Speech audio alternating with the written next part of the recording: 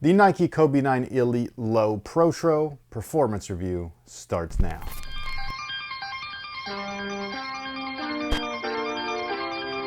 What's going on, guys? My name's Chris. Welcome back to the official WearTesters.com YouTube channel. And just in case you might be new here, this is the very first performance review channel ever on YouTube as far as footwear is concerned. We started way back in 2009. I tested and reviewed both of these guys right here in different iterations, including the engineered mesh version. But anyways, we've got performance reviews on both of these bad boys right here. They were fan favorites way back in the day. Did they do a good job with the Protro today? I would say yes in certain instances, but mostly because it did not stray too far away from what the original was. So is that a true Protro? I don't know. At this point, I don't even give a wow.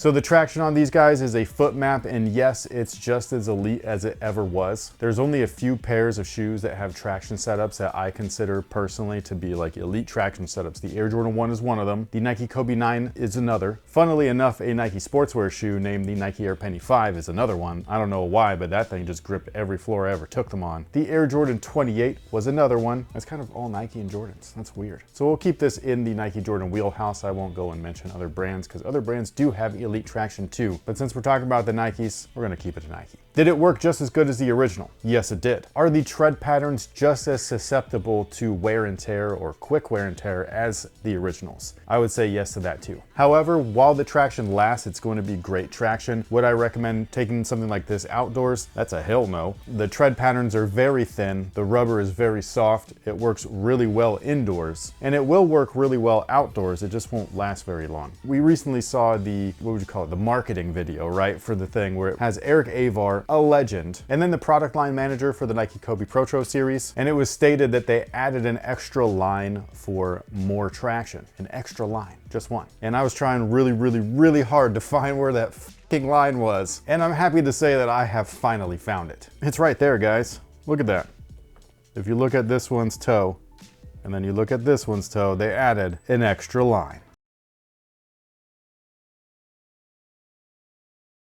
Look, like, I'm not trying to bash anybody. I know that they're doing their job. They're marketing the product that they created or recreated, and I get that. I still consider Eric Avar a complete legend. He's made some of my favorite shoes ever, both on court and off court. But y'all gotta think that we're fucking stupid to like see that and be like, oh wow, an extra line. Like, come on, man. But it's like they think that the consumers are dumb. And on top of that, they added a line in an area that like doesn't even get much surface coverage. Maybe if you're super shifty, but even then, like barely. One line. Again, the traction is just as elite as it ever was. It's just that that was such a dumb thing to like point out that you have to make fun of it. Now, the cushioning is something that I was surprised with because I like it a lot more than the Kobe 8 Protros, even though they are the exact same setup. This is the Kobe 8 Protro drop-in midsole. This is the Kobe 9 Elite Protro drop-in midsole. So the white one right here is React. The green one right here is also React, but they reacted differently on court. How? I have no idea. They almost feel the same in hand, like as you push it and things like that. So I'm wondering if it's just the overall like midfoot caging or the midsole caging. This is something that I was saying in this video here, but I was saying that I was unable to pinpoint like what exactly changed between this and the original that makes the original so much better than the Protro, which sounds weird because you'd think that the Protro is better than the original, but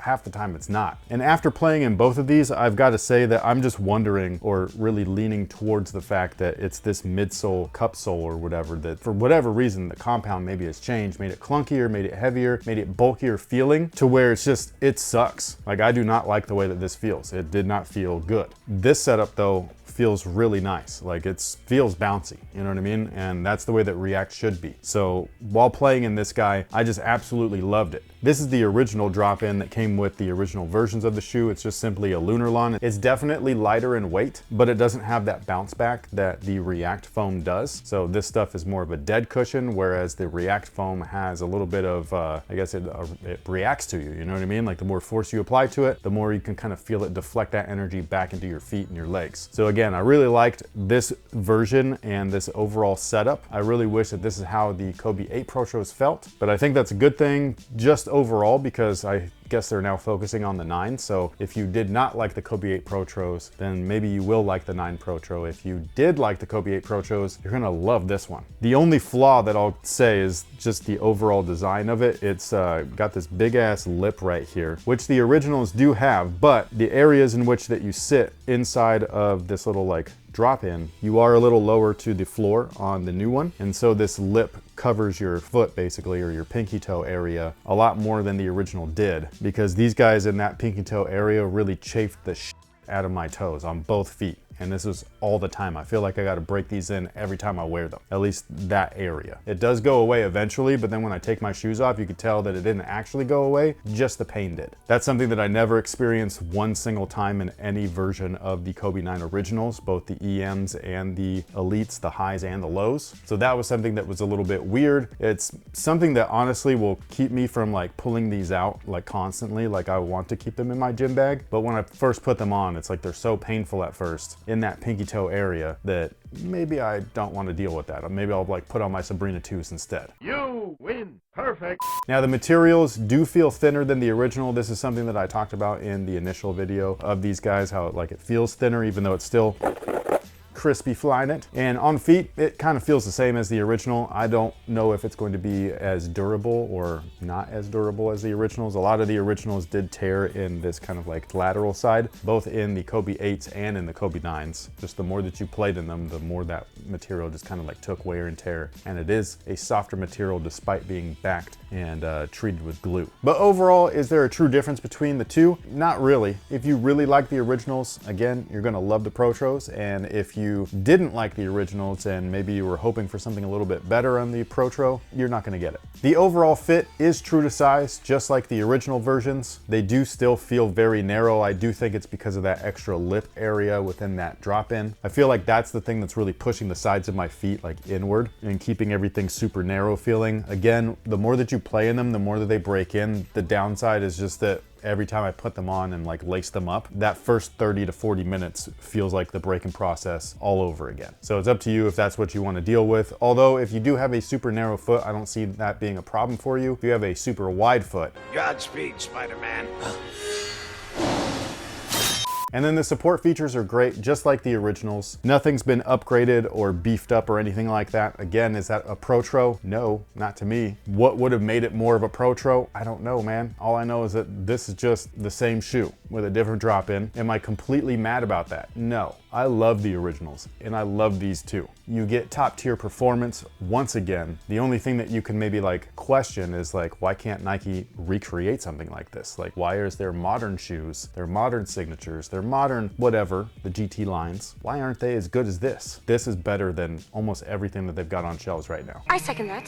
The cup sole cups your foot. You've got the stability features right there, done up in carbon fiber, just like the originals. They work great. There's an internal heel counter, and the overall fit is so snug that it allows all of those performance features to be one-to-one with your foot, along with this little outrigger right there, and it is small, but it works great. So that the support is just awesome. If you wanted more support, you can always go with the Kobe 9 Elite highs, but I'm telling you right now that a sock is not support. If this is what you consider support, it's not support. Your ankle is telling your brain that there's something wrapped around it, yes, therefore you might think that you're getting more support, but it's not more support. Same performance between the two. It's always been like that, and it always will be like that. You are in the garden, you might as well take a bow. And with all that being said, what do we happen to have for today's question of the day? Would you rather have a personal chef that makes you dinner every night or get a 15-minute massage from a massage therapist every night? I would love to have somebody cook me dinner, but I need somebody to do the massage thing, especially with all the basketball that I play. So I would pick that. Do you have, which one? I mean, you have me, so I cook for you. I don't massage, I don't massage you, unfortunately.